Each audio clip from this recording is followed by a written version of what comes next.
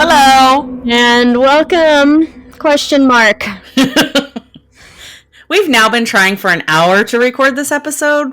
Yeah, and my laptop is not enjoying it, and I am not enjoying my laptop.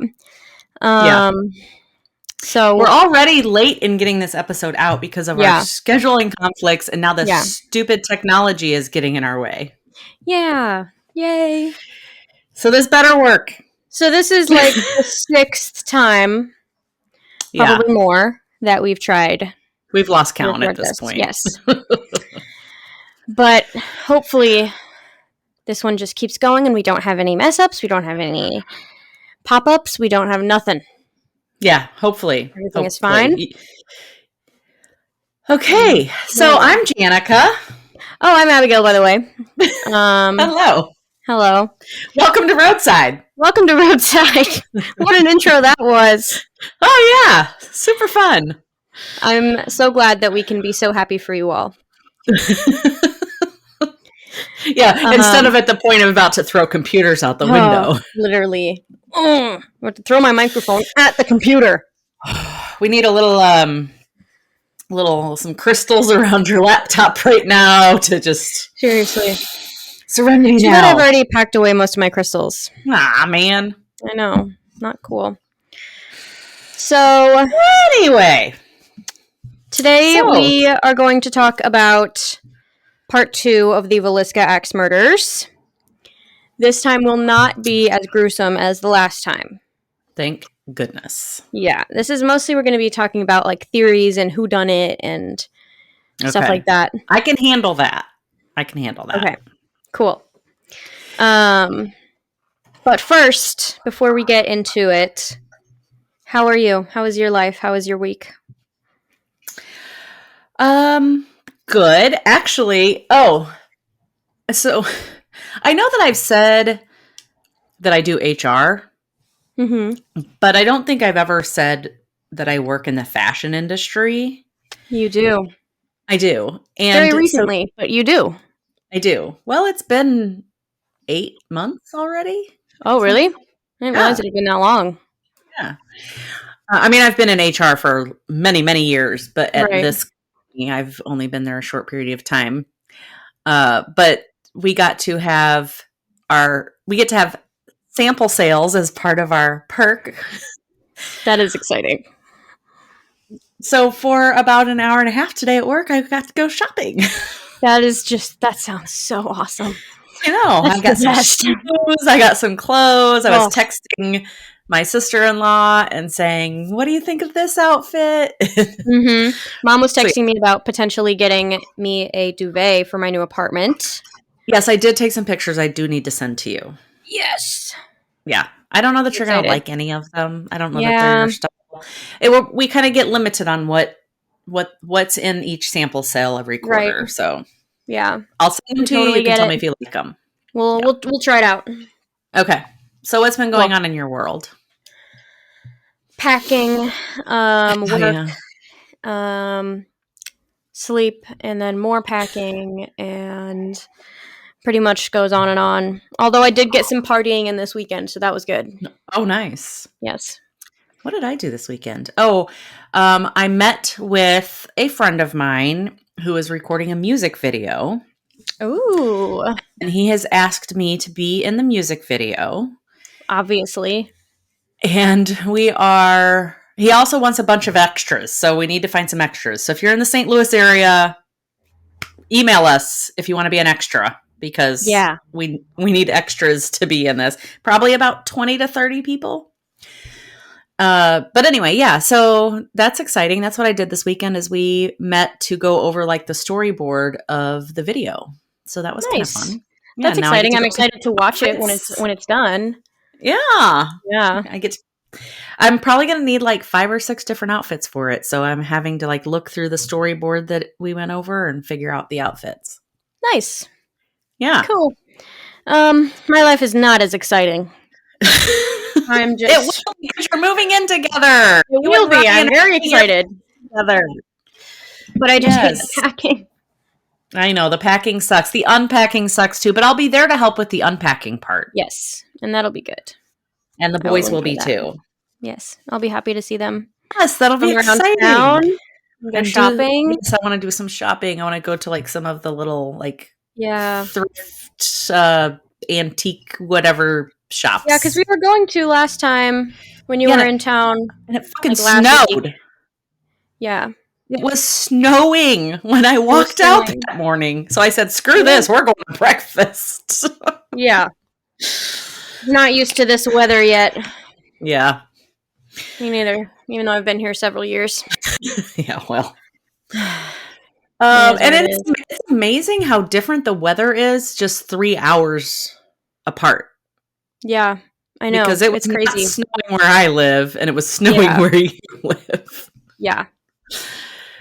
Yeah, it was. We do have some business to cover. We do. Speaking of... you guys are in trouble.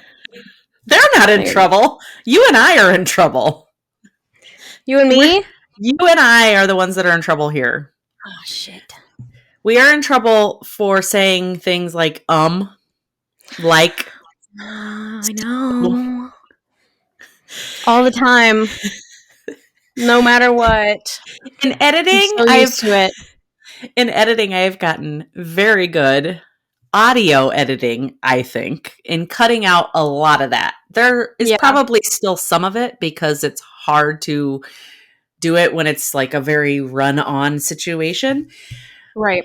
Now that we're on YouTube, it's a little bit harder to edit video and to edit out the likes, so's, all of those filler words. And I know that I am partly to blame because I do it all the time. Abigail and I are going to Abigail and I are going to start trying to tell each other not to use filler words. And her boyfriend Ryan has suggested that we speak a little slower in order to catch ourselves. Yeah, I think that is a good idea. Yeah. Sometimes also I do find myself rambling sometimes on the podcast. Well, when we get into our little things, like there's no stopping that, you know? Yeah, no. There's no stopping that stuff. You can't stop two women who are interested in a conversation with each other. But when we are giving like the history and we're kind of like looking at our notes and stuff, I think those are the times maybe we need to pause ourselves a little bit and focus, you know? Yeah, I think so too. Because if I'm looking through my notes, if I'm looking through my notes, finding the next thing that I'm gonna say, I don't know what to say in that brief pause. So I'm like, hold on a minute, let me find my notes. And we don't have to say anything. I'll tell you why. Because on video, it doesn't matter if you're silent for a couple seconds. Because people are watching you, and so they can see like your expression and all of that stuff. Right. But on audio, if we're just paused and we're not saying anything, I can just cut that out. Yeah, exactly. Yeah. But I understand like the human instinct is to say, so that we want to fill that void. Yeah, the awkwardness. Yes. But we're going to stop ourselves. I'm going to get out my reading glasses again because I have other business too. Okay, I'm ready. First, we're sorry for making you guys wait a little bit extra longer for this episode. As we said, we're a little bit behind. We had some scheduling conflicts and then of this all technology crap getting in our way. Yeah. However, the positive of that, you've had to wait longer for this episode, but now it's going to be like super fast till the next one.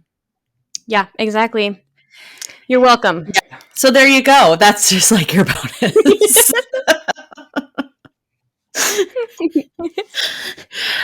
I do want you're just so generous to be doing this. So generous that you don't have to wait a full week to get to the next episode. You're so welcome, guys. Smacked my wine glass with my ring. Okay. What?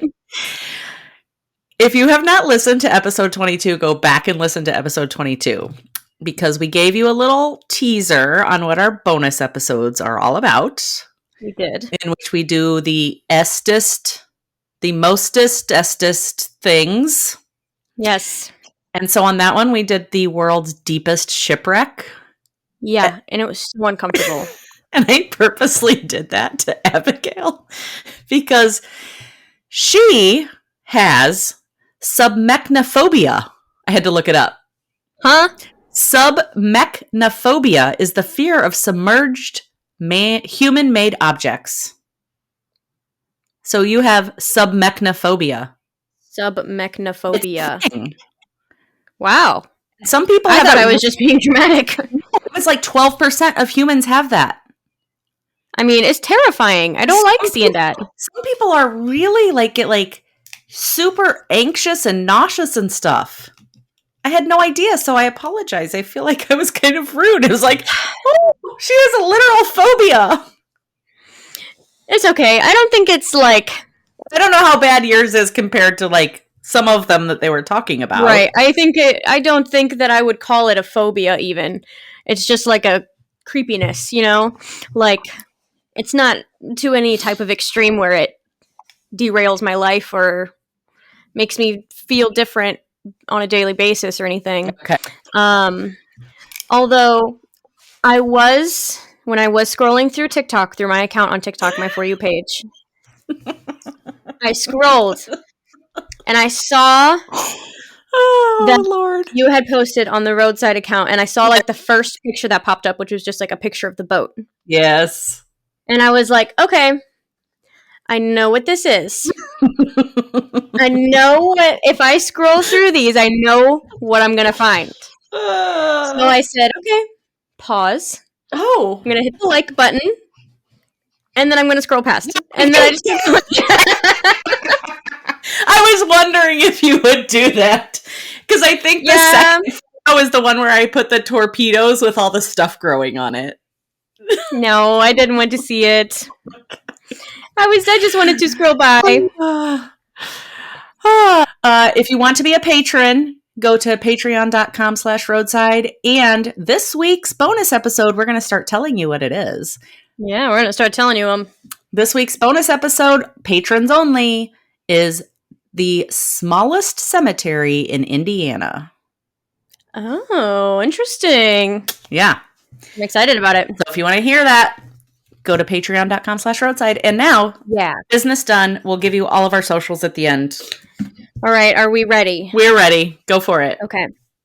So we talked about the Villisca axe murders last time. Very brief overview. In the Villisca axe murders, one strange man... Huh? Do we need a trigger warning before this? No. Okay, go for it. In Villisca, Iowa, the Moore family of 6 was sleeping in their house, and they had 2 girls, the Stillinger girls, Lena and Ina Stillinger, over at their house that night. And a strange man, still nobody knows who it is, came into the house, took the axe out of the backyard, and, murdered all of them. Yeah. So that is unfortunate. And we went over all the details last time, so I'm not going to go over them again. It's rough. If you have not want to hear the details, you want to hear it all, go back and listen to it. Because I don't want to repeat it.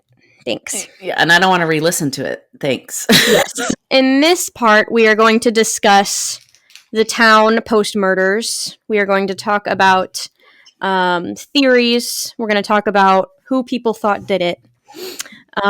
But we're not really going to talk about any of the gruesome stuff, really. Okay. We're just going to talk about theories and such. Okay.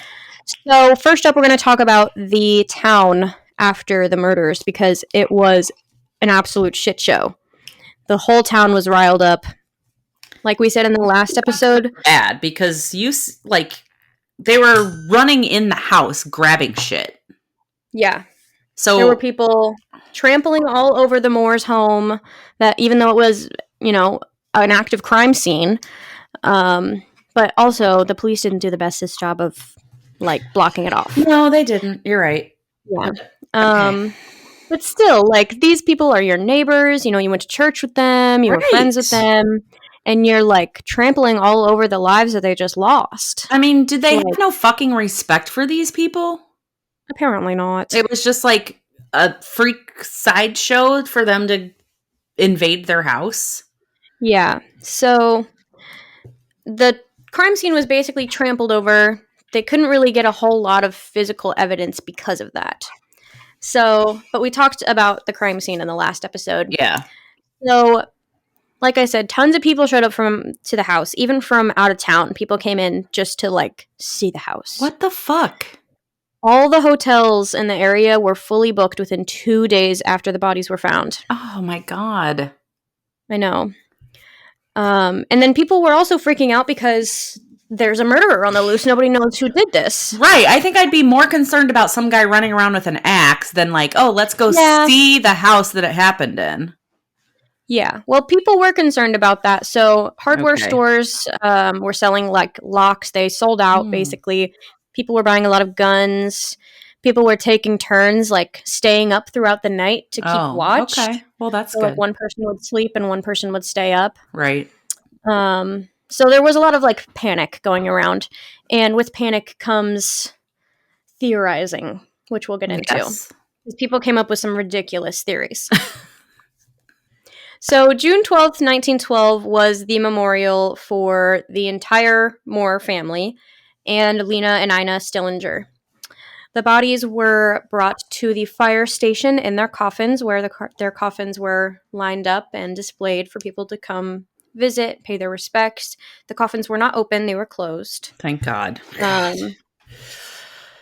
So the mayor actually completely shut down the town that day. Oh. He ordered all the businesses to close for the day in order to go show respect for the Moores and the Stillingers. Which, you know, good for him. That's good. Nice. Yes, absolutely. That's something good for the town. Yes. So we're going to start to get into the investigation a little bit. Okay. Bleh. It's all right. The investigators began looking back to the day before the murders to see if they could find anything out of the ordinary, see if anybody saw anything, anyone lurking around, you know. Right. Which, one strange thing, people in town said there were a lot of salesmen and peddlers in town going door to door selling stuff. Just that day? Yeah, just that day. They said there was a lot. There was 2 wallpaper cleaners in town going house to house. Huh. Another man tried to sell something to Sarah Moore's sister that day, and Sarah said that she saw the same man pass by the Moore home a couple of times that day. Weird. Okay. So just to go back to the first one, because if somebody didn't listen to it, this was the day before, and then the day of is also when the electric company turned off all the power to the entire town. Yes. Right? Okay. Yes. The night that it happened, there was no power, or no power to the street lamps. Street lamps. Okay. Okay. So, right. Yeah. Just the street lamps, basically. I remember that now. Yep. Okay. Go ahead. So we're going to look into a couple different people, a couple different suspects, I guess we could say. Dun, dun, dun. Sorry, I'm doing this a little bit out of order than how I took it, how I wrote it down. So the first person we are going to talk about. No, I can't talk about him yet because I have to talk about him after I talk about the other guy. Okay. We're just going we're just going to go from the start. That's usually the best place to go. How I wrote it. What? Oh, okay. I was going to say that's usually the best way to go is from the start. Yeah, I forgot that in that part I mentioned one of the other guys. Ah, okay. So I have to talk about him first before I talk about him. Got it. Okay. So we're going to talk about some of the theories, who people in the town thought did it, who authorities thought did it. Okay. And their reasons for it. So the first and most ridiculous. Oh, cool. Most ridiculous. Okay. Remember the nice, sweet old lady neighbor, Mary Peckham? Yeah, the one that first went to go check on them. Yeah. They thought that she did it. Some people thought she did it because it was weird that she didn't hear anything in the house the night of. But these houses weren't like subdivisions today where they're 5 feet away from each other. Apparently, they were pretty close. Oh, okay. However, close. Huh? How close? I don't know. Okay. I don't know the exact measurements. But I need you to go do that right now. Okay. Whenever we go visit the house, we will measure. Okay. How far away. And we'll report back. Yes, we'll report back to you guys. Okay. People thought it was weird she didn't hear anything. Her windows were apparently open that night. People said that she should have heard something, especially him swinging the axe and like hitting the ceiling multiple times. Oh yeah. But others continue. No, you continue. I'll give my thoughts after you give me that. Okay. I have thoughts right now. Right. But other people think, well, she wouldn't have heard anything. There was no screaming coming from the house because everyone was killed fairly quickly. Right. And so even if she did hear some loud noise outside of her house, Mary was an older lady. You know, she wasn't going to go outside and protect her property or like, I think she was the only one that lived there. So I think she would have just been like, oh, yeah, there's a loud noise outside. Maybe it was just, I don't know, someone chopping wood or something. Yeah. And then she would have been back to sleep. If any of us heard like some noise outside in the middle of the night, we'd just be like, okay. I mean, I hear my neighbor sometimes in the middle of the night because she's a bartender. And so now one time I did get up. You were there. That's a story for another time. Woke me up too. I don't want to get off on a tangent, but no.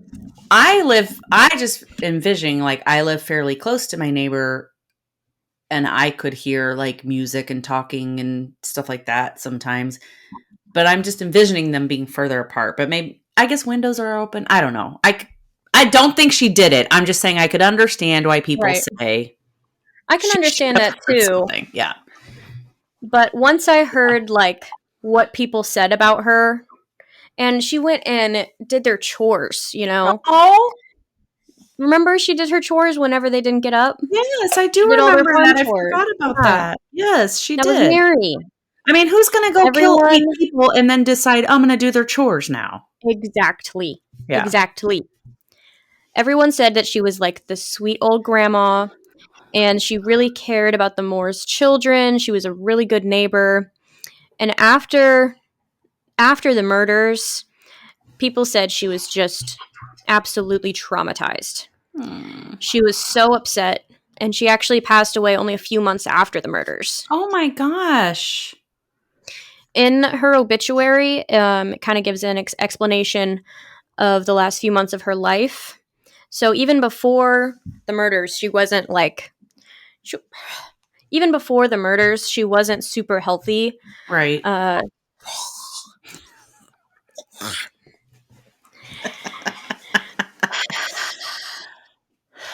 Even before the murders, she wasn't at her peak health. She was a little bit older. She was known to be pretty anxious. But after the murders, she had a nervous breakdown because of it. And it caused her health to decline. So her family sent her out to Montana to stay with like her children and seek help out there medically. But unfortunately, she did pass away a few months after the murders. Oh, God. I can't imagine I can't imagine that at all. Yeah, I know. I might have a nervous breakdown in that situation. I mean, I'm not close to any of my neighbors, but back then in such a small town, like, it's so heartbreaking. And even if you don't know your neighbors, just the thought that like somebody was right next door doing that while I was sleeping. That could have been her. That's terrifying. Yes. Exactly. Ugh. I'd probably be moving I'd probably also be a mess. Yeah. Yeah. So that one was the most ridiculous one, in my opinion, because Mary Peckham is just a sweet old lady. And I love her, and she's my hero. And I haven't heard the others yet, but I'm going to say, yeah, that's pretty ridiculous. Yeah. Pretty ridiculous. The next person we are going to talk about is a preacher. Okay. Reverend Lynn George Jacqueline Kelly. He was very creepy. He has a lot of names. He does. We're going to call him just Kelly. But he was super creepy. His parents were from Britain, so he had a British accent. Everybody in Villisca knew him because they were like, oh my gosh, he has a British accent? Like, so unusual, you know? Yes. We don't love this guy. We don't. Okay, we don't love this guy. We don't like this guy. At all. But, you know, like, back then, if there was someone around that had, like, a different accent, it was a big deal, you know? Everybody knew him. Oh, yeah, absolutely. Even though he actually lived 40 miles away in a different town. Oh, but he was a traveling preacher, so he traveled around the surrounding areas a lot. He was in Villisca a lot. Got it. He was also a sexual predator. Oh, God, I hate him. Yeah, he's kind of the worst. People said he was pretty mentally unwell and not very fun to be around. Ugh. He was just very sporadic.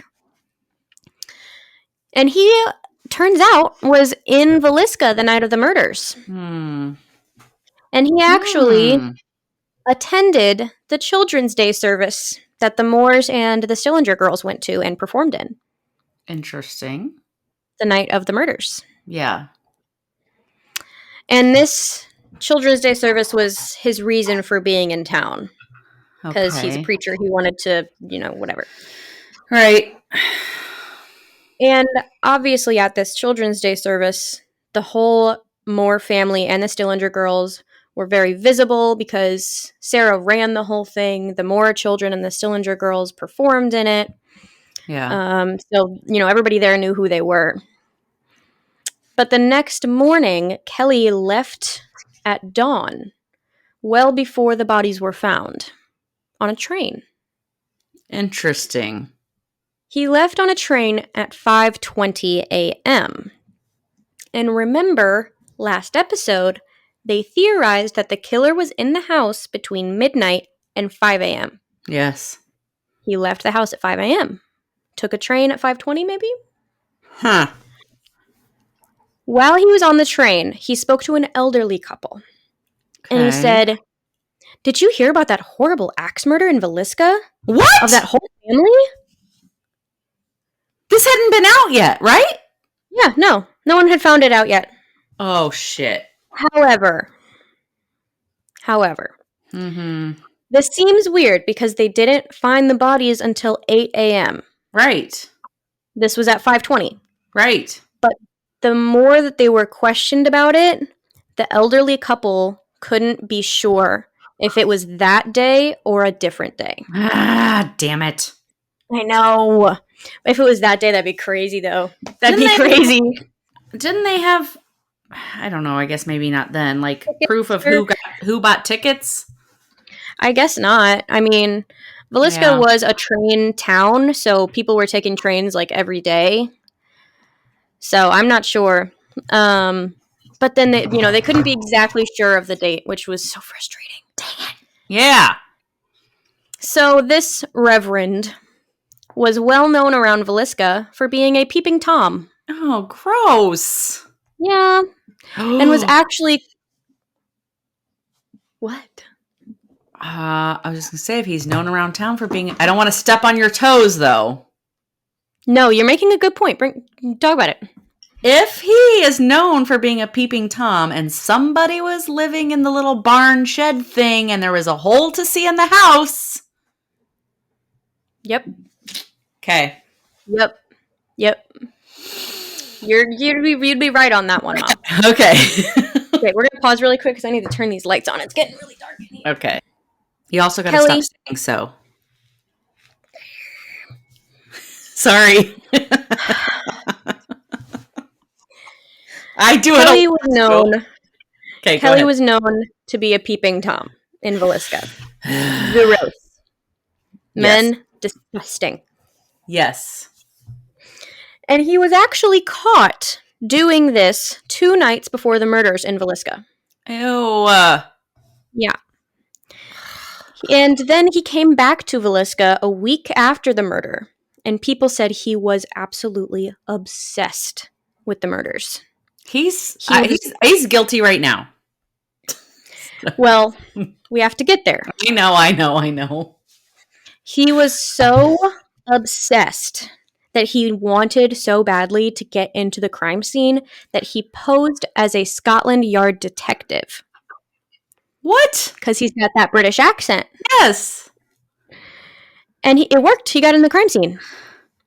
He got an entire tour. Oh, an entire tour by the investigators of the entire house. Because I'm sure a Scotland Yard detective would come all the way to the U.S. just to look at this. Yeah, exactly. They're totally interested in this. Lighting what is a piece of shit. Crazy. He got the tour and walked through everything, which is absolutely disgusting if he did do this.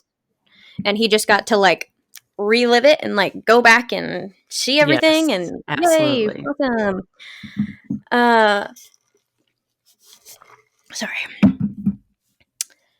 And during this tour, he told the investigators leading the tour that he knew what happened. He was just so smart. He knew it. He knew what happened. And a couple other little weird coincidences. They thought that the killer might be left-handed and pretty small. Really? I do remember that. Okay. Yeah. Mm-hmm. And Billy was both left-handed and fairly small for a man. Okay. Also, very soon after the murders, he sent bloody clothes of his to a cleaner in his hometown. What the fuck? So once investigators found this out, they started... Yeah, bloody. I mean, like, how bloody? This is 8 people. But that's literally... I mean, that's what I was thinking, too. Like, if it was that many people and he's the one that did it, his clothes had to be soaked. Right. But I don't know. Okay. I have no idea. I just know that bloody clothes were sent to a dry cleaner. Okay. So once investigators found this out and, like, started putting the little pieces together, they put him under surveillance, but nothing was ever really done. At least not for a little bit. Okay. 2 years later, he was arrested for something different. He was arrested because he put an ad in the paper looking to hire a female typist. And someone wrote to him, being like, hey, I'm a female typist. I'm looking for a job, you know, as a normal person would do. If you see an ad in the paper, you would. Yeah, except nowadays you can't say female, but okay, go ahead. Right. HR. And HR. So he responded to her inquiry with some pretty nasty stuff. Oh, God. Okay. It was so disgusting that when he went to trial about it, the judge would not allow the contents of the letter to be put in the record. Oh, my God. So you don't even have that? No. I know the gist. Okay. The gist is that he wanted her... She was required to type naked. What a fucking douchebag. And I'm sure there was other stuff in there if it was so bad that the judge was like, no. Oh, I'm sure. But I don't want to know it, so... I probably don't either, honestly. Because that would... Anyway. So, he was put into a hospital for a little while. And then later, he was released. Of course he was. It wasn't until after he was released from the hospital that the investigators began to seriously pick up on his suspicious activity. So in 1917, this happened in 1912. 5 years later, 1917, he was arrested and charged only with the murder of Lena Stillinger. Why?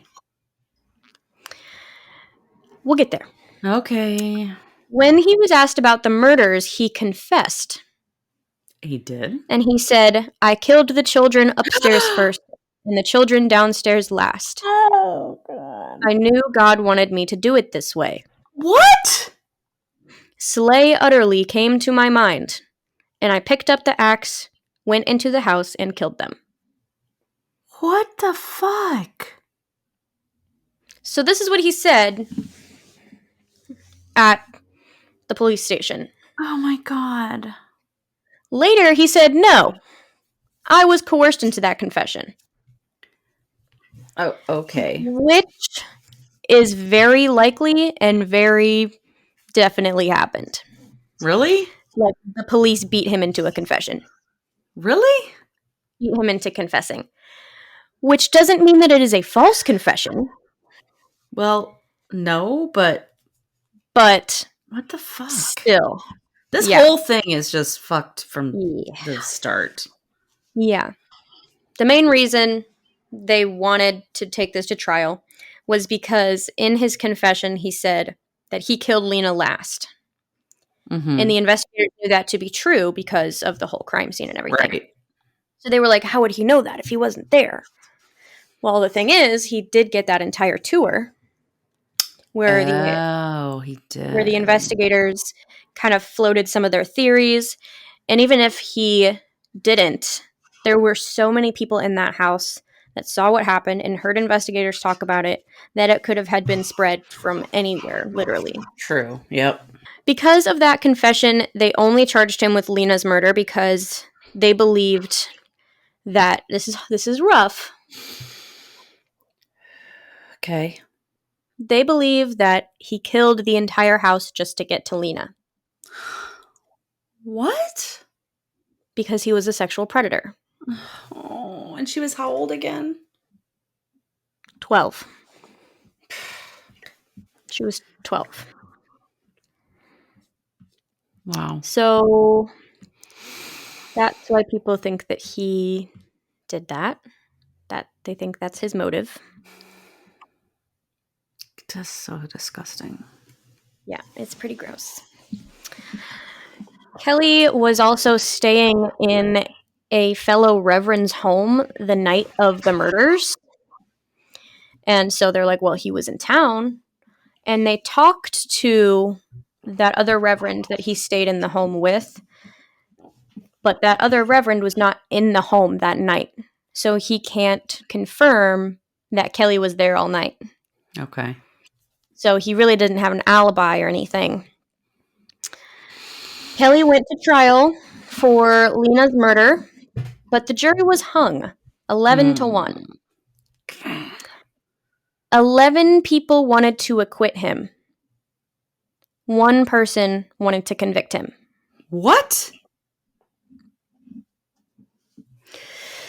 Okay. So they did another trial. And the entire jury acquitted him, and he was free to go. Jesus Christ. And the reason that they did that is because of the coerced confession, which he was coerced. I'm not trying to... So that is like proven that he was coerced. Yes. Okay. But again... I mean, no, it doesn't make... He's not guilty. You're right, it doesn't. But it's still a horrible thing. But I just feel like it's another piece of all the bullshit that went into this that stopped them from finding the... Yeah. Convicting and finding whoever fucking did this shit. Yeah. I mean, 8 people, and 6 of them are children. I know. So people really did believe that his confession was false. Because of the coercion. Okay. So he was just free to go. I mean, I'm not really sure what happened to him. As a juror, I can't say what I would have said because I wasn't there to listen to all the evidence, but... Right. And he was the only person who was ever tried for these murders. Really? And he was let go. So that is Reverend Kelly. Okay. Now we're going to talk about a man named Frank Jones. Okay. Frank Jones was a local businessman in Villisca. He was the most successful in town. He was a banker. He was also a salesman. He had his own car dealership. He was a state senator. Wow. He was very upstanding. He had a lot going on. And everybody in Villisca just loved him. He never drank. He went to church. He never swore. You know, He led an impressive life. Him an angel right there. Well, yeah, of course. But, back in the day, yes, everyone was like, oh, he's so godly. Right. I don't know. And because it was a dry town, I don't know. So he actually wrote legislation that is still used in Iowa today. Oh. And he helped develop the Iowa Department of Transportation. Okay. He was also a teacher at one point. And he sat on the Board of Education, the State Board of Education. He advocated for prison reform and also advocated for land conservation and producing less waste. Oh, okay. I know. Good things. Crazy. Yes. Yeah. So far, Frank Jones seems like a pretty good guy. So far. He was very well known. Everybody loved him. He was super involved in church and all that. And I mentioned before that Frank was a salesman. Yes, you did. But what did he sell? What did he sell? What did Frank sell? Well, of course, he sold farm equipment. Farm equipment, okay. But who else sold farm equipment? Ah, yes. Joe Moore sold farm equipment. sold farm equipment. And got John Frank Deere. Was actually Joe's employer for several years. Previous place? At the previous place. What do you know about that? Exactly. So Frank and Joe got very close while they worked together. Okay. Frank saw Joe as like his left-hand man. He taught him everything about the business, and he just really started to rely on him. And then Joe left, and when he left, he took the John Deere account with him. Yeah, Frank's probably pissed. So, immediately, that caused some tension. Yes. Between the men. They were a little mad at each other. And people actually said if they were walking on the same side of the street, one of them would cross so they wouldn't have to talk to each other. Really? Which back then, I mean, even now, hilarious. Yes. Back then, it was like you're supposed to shake hands and greet everybody and, right. Be a man, whatever. But of course, this rivalry isn't really reason enough to be like, oh, he definitely killed Joe and his entire family and those two other girls. Absolutely. Because I have people that I can't fucking stand and would definitely cross the street in order to avoid. But I'm not going to go kill their entire family. Exactly. However. Oh, God. Every time you say that, I just... business thing.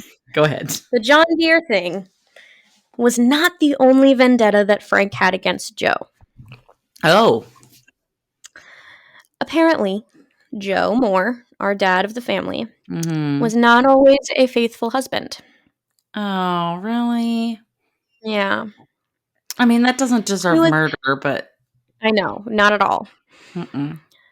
He was having an affair with Frank's daughter-in-law, Donna, who was married to Frank's son, Albert. Oh, shit. Yeah, oh, shit. Donna was known to have several affairs, even though she was married to Albert. Everyone really liked Donna. She was I would listen to the Morbid episode about this, and the girls said that people in the town said she was a high stepper. Okay. I thought that was funny.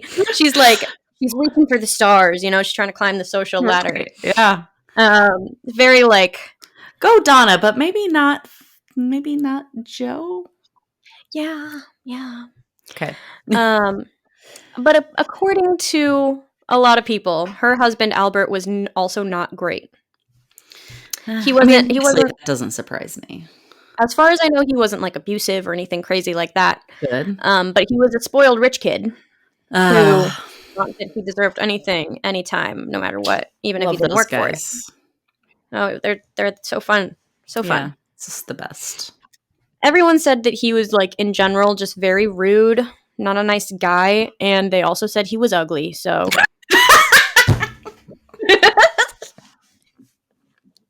I'm just saying.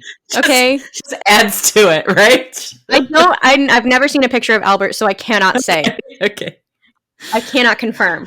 But people in town said that he was ugly. People in town also said that Joe Moore was very attractive. Okay. So, Do Donna you being know married what Joe Moore looks like?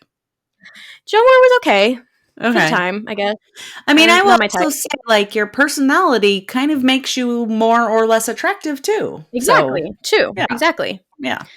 So, Donna was known for her beauty. She was like the starlet of the town. Ah, okay. So you might be wondering, well, what is this beautiful, gorgeous starlet doing with ugly Albert?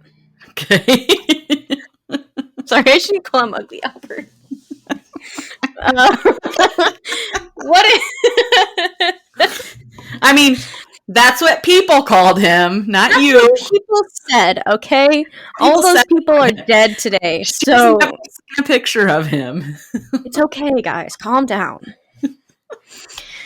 So you may be wondering, why would she marry this guy? Mm-hmm. Well, of course, he was going to inherit his family's business and all their money. Mm-hmm. He's a jackass and ugly, but he's got money.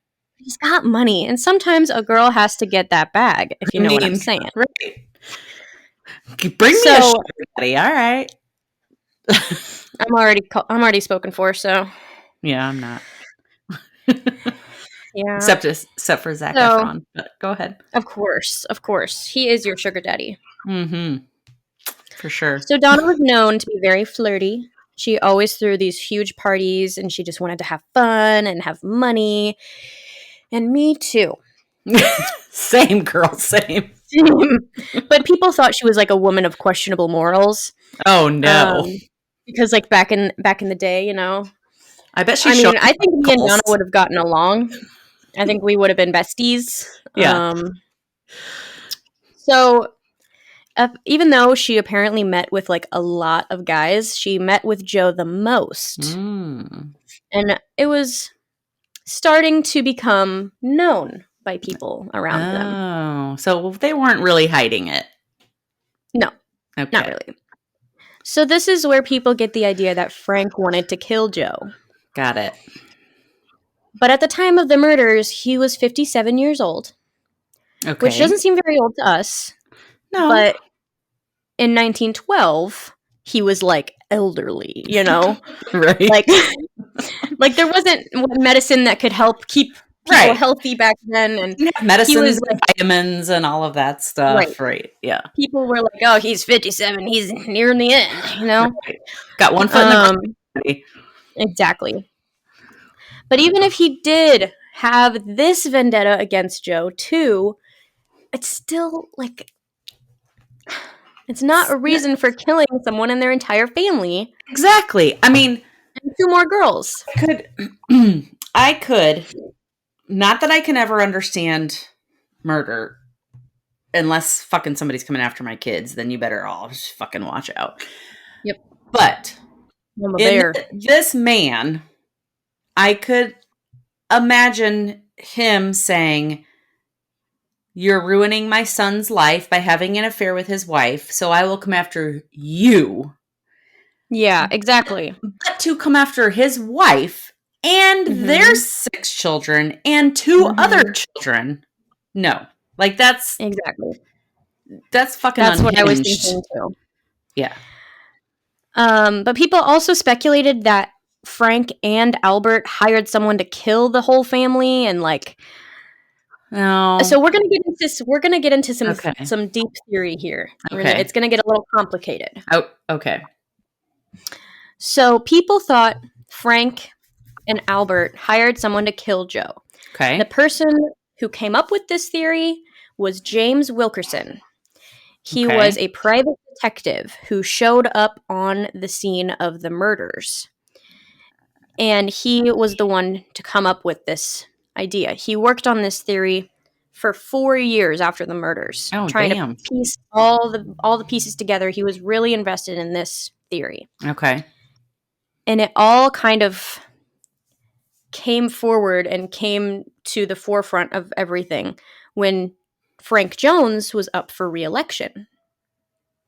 And Wilkerson made and passed out flyers about his theory, saying, like, do you really want to vote for someone who hired, whatever. Okay. So blaming Jones for the murder and urging people, don't vote for this guy, he's a murderer. And he even had the name of the person he thought was the hitman. Basically, he was just doing his best to get Jones out of office. He was super invested in this theory. He really believed in it.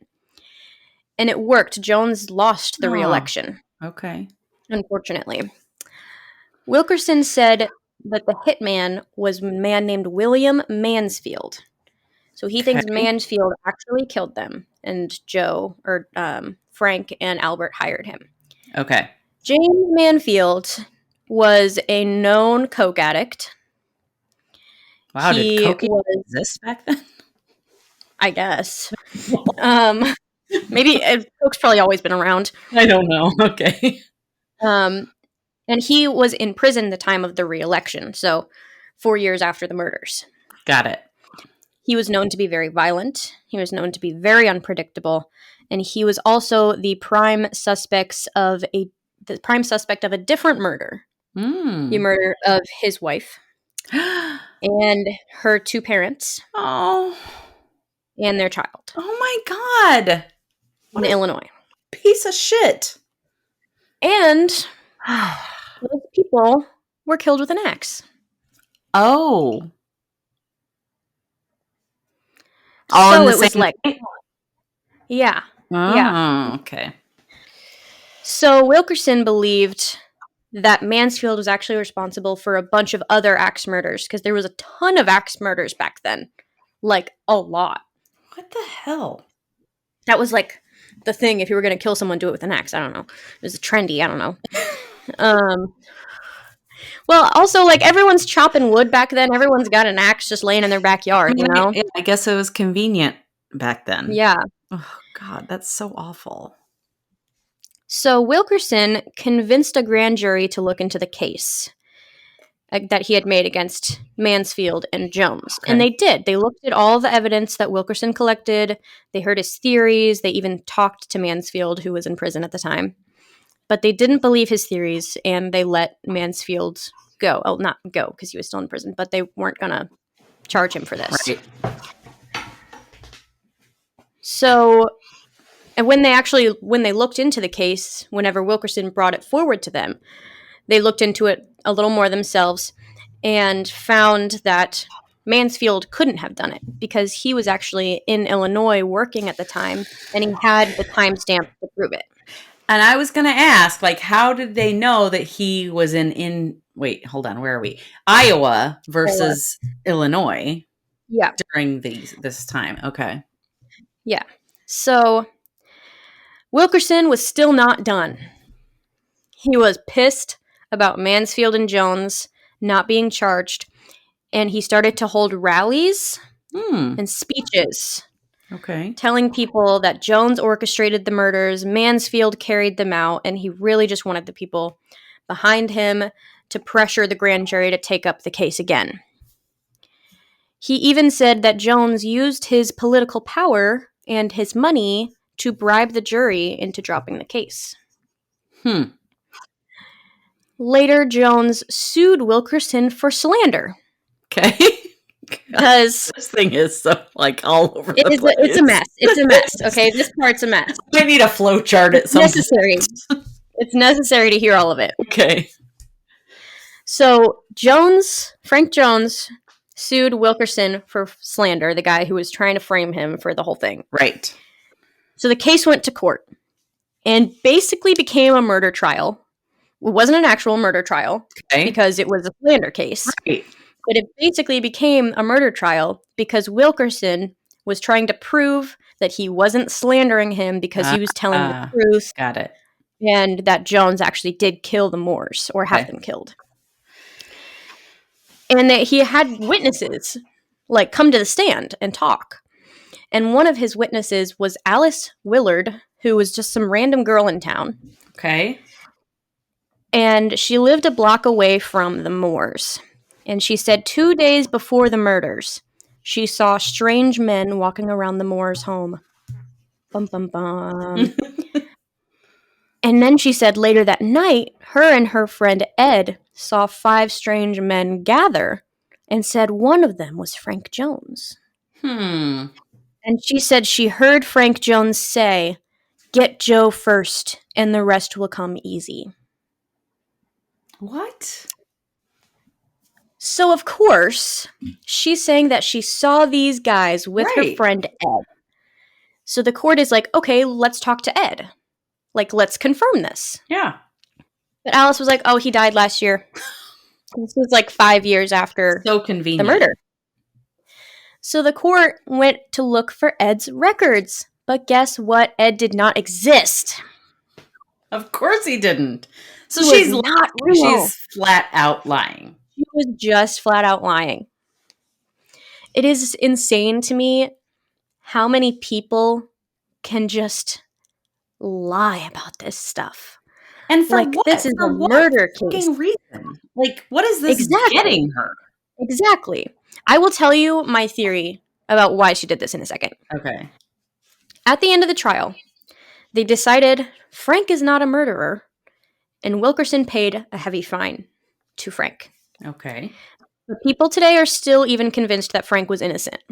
Okay. However, Wilkerson was found out to be doing some really sketchy shit. I was wondering about him, actually. Oh, this guy makes me want to... So, in Kansas, there had been a murder of a teacher, and the police knew exactly who did it. They had solid proof. They had evidence. They knew this was the guy that did it.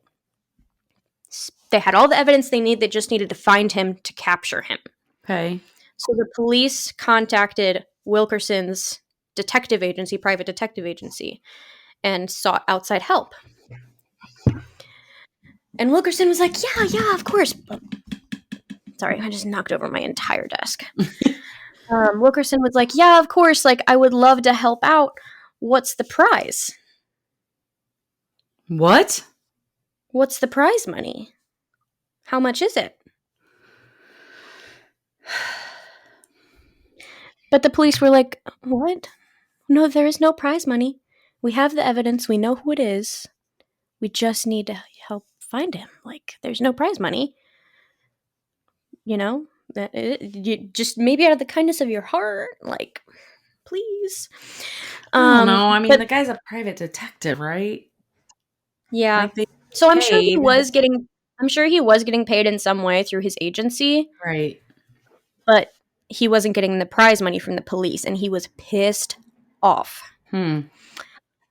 So instead of helping capture the guy that definitely killed this woman, he went on a rampage to prove the guy's innocence. What the fuck? So he's going to spend all this time just because he didn't get money. Yep. He wanted to convince people that this guy didn't do it, even though he very clearly did. Everybody knew. They had solid evidence. And he did it just to spite the police because they would not give him money. However, luckily, his plan did not work. Good. The murderer was imprisoned. Good. And the murderer even came out later and said that Wilkerson approached him with a scheme to frame someone else for the murder. Oh my God.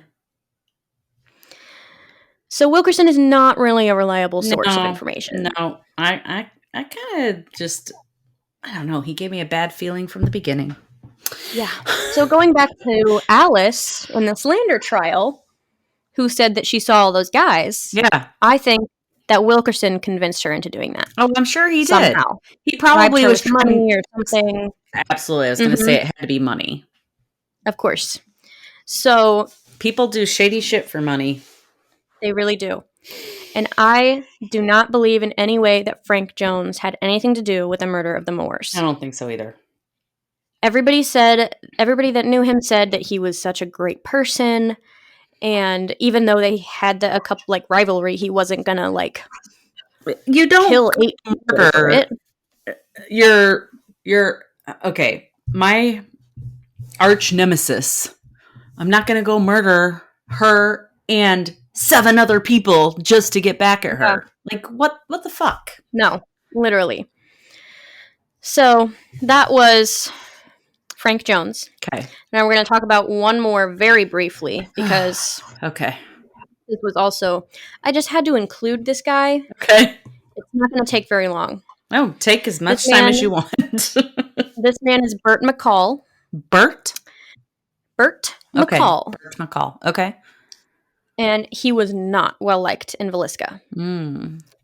Remember, this was a dry town, and he drank a lot. Oh, okay. He gambled. He was known to be really aggressive, and he managed a pool hall. So everyone was like, "Oh, he's so shady," and so shady. You know, which he kind of was. Well, and he was trying to get into drinking does not make him shady. I'm sure he could have been shady in other ways. He was shady in other ways, and I'll talk about it. Okay. He was trying to get into car sales. Okay. And so he was trying to get close to Frank Jones because he wanted to get in the car sales business. Frank Jones is in the car sales business. At the time that the Moores and the Stillinger girls were found, Burt was out of town. Okay. But he came running back to Villisca as soon as he heard about the murders. And just like many other gross people, he immediately tried to get into the house. God. But he was turned away several times because they were like, no, you can't come in here. You're just some random guy. Right. So Burt used some of his contacts, his drinking buddy contacts, and called in a commander and said, hey, I want to get into this house to look around. And the commander was like, yeah, okay. And so they let him in. Okay. He's a stranger. He's just a random dude. He's a random guy. Why does he need to be in there? For all I know, he didn't even know the Moores. So he was in the house. I'm going to say something graphic. Okay. This is the man who took the piece of Joe's skull. What? And he kept it. What the fuck? And then months after the murders, he displayed it at the pool hall. What? I have no fucking words. Like, yeah, I know. This guy was gross. And I need to look into it more, but I don't know what happened to that piece of Joe's skull. Yeah, where did that go? Hope it was returned to his body and his family. I'll look into that because I really do want to know. It's known that he has it, so I would hope it was returned. I would hope eventually they got it back in some way. Yeah, I would hope so. I'll look into it, and I'll let you know because I would really like to know that. Okay. He was also apparently one of the 5 guys that Alice lied about and said that she saw with Frank. I think she just kind of threw him in there because she was like, yeah, he's a sketchy character. He's shitty anyway. It's fine. He's shitty anyway. It's okay. But nothing came of this. He wasn't really considered a suspect. I mean, some people still theorized that he was, but he wasn't really seriously any suspect because there was nothing else to really tie him to the case at all. Right. I mean, if he was out of town when it happened, there. He was out of town when they were found. Oh, okay. Yeah. So that is the theories. Okay. What are your thoughts? I'm going to go back to what I said originally. I don't remember the guy's name now. Not the woman. That's absolutely chaotic. Neighbor out of it. No way. She did not do this. Yeah. You're talking about George Kelly? Yes. Yes, Reverend George. Wait a minute. What? Wasn't that Machine Gun Kelly's name too? It was, but they weren't the same people. No, but that's weird. That is funny. I'd never thought about that. Well, because he has so many names, so I never called him just George Kelly. Because he had like 5 different names. Like 4 names. Hold on, let me find it. Reverend Lynn George Jacqueline Kelly. Yeah, he's the one. He is the one. Yeah, I think so too. I think so too. I don't care if the confession was coerced, and this is my opinion, and so y'all can just like form your own opinions, but I don't care if it was coerced. He had specific details, a history that aligned with this. So, I mean, yeah, I think it's him. I think it's him too. I mean, I'm no expert on the case by any means. Yeah, but me neither. From everything that I've heard, there's too many coincidences surrounding him. Right. I agree. So I think it's him. I think it's him too. I don't think it's Frank Jones. I think Frank Jones was just a good guy. Yeah, if Frank Jones wanted to get back at him, like I said, like I feel like Frank Jones would have gone other ways. I don't foresee him, and I don't know him obviously, but I don't foresee him killing all of those people, especially the children. I know. If his beef was with Frank. Terrible. Exactly. His beef was with Joe, right? Joe. Yes. Thank you. I'm like, how am I getting all these names confused? There was a lot of names in this episode. There was. Like I said, I felt like I needed like a diagram there. I don't feel like even if he wanted to murder him, he wouldn't then try to turn around and murder his wife and those children, everybody else in that house, because of an affair and a business deal. Like, what's that going to do? Exactly. It's not going to get him anything. It's not reason enough, in my opinion. Yeah, I don't see that. I mean, I don't think anything is reason enough to kill 8 people randomly, but no, absolutely not. So, okay, that is the Villisca Axe Murders Parts 1 and 2, and we never have to do another Villisca Axe Murder episode. Okay, good. But I'm sure you'll come up with something. I'm sure you'll come up with something just as awful. I had 20 pages of notes for this. Holy cow. I know. I was like writing an essay. That's more than I did when I was in school. That's funny. Yeah. It shows you which one I'm more dedicated to. Because I did this voluntarily, out of the goodness of my heart. Clearly, yes. We're not even getting paid for this. No payment. I mean, we have our Patreon, which thank you. We love you, patrons, because you do help us to keep this going. But wow, that was a lot. All right. Okay, now we got to give you. We're going to give you a couple things here just at the end because we didn't fit it into the beginning. And if you're still here after over an hour, this is probably our longest episode, actually. Probably, yeah. Christian, actually, who is Abigail's youngest brother and my youngest child, the other day was asking me, what's the longest episode you've ever done? And I said, well, we had 2 that were 1 hour and 1 minute. And we are now at an hour and 20 minutes. Some of this will probably be edited out, obviously, but I think this is going to be our longest. I think so, too. So, right. The other day, yesterday, actually, I went to, what's that place you get coffee? Starbucks. Starbucks? What's that place you get coffee?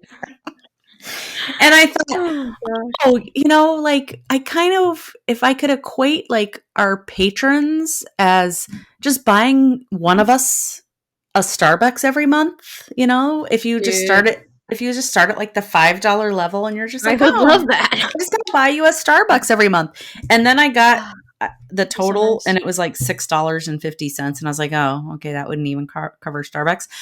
But if you want to like contribute to our Starbucks coffee, not really. It's mainly going to go to probably. It's going to go to Probably getting a new laptop after all these technical difficulties. Probably. I need one. So we can continue this podcast.